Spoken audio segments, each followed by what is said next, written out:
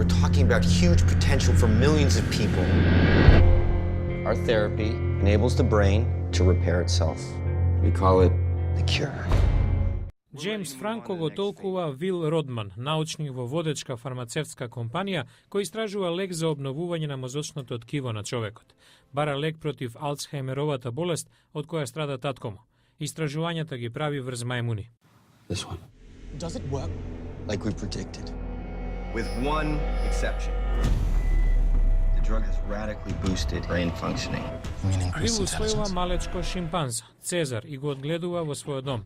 Цезар учи да чита, пишува и поприма човечки навики, но неговиот животински инстинкт еден ден извира на површина кога ќе го нападне соседот кој го задева Чарлс, таткото на Вил. Вил нема друг избор, мора да го врати Цезар зад решетки, каде на своја кожа ќе ја почувствува темната страна на човештвото. Тоа раѓа револт меѓу мајмуните.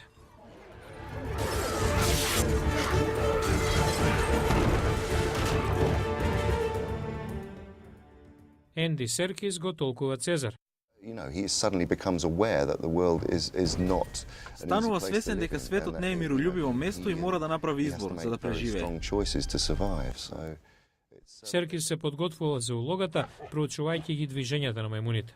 Филмот сигнализира крај на човештвото и раѓање на нова ера на мајмуните, со што отвора пат за нови продолженија на оваа филмска серија, популарна меѓу публиката.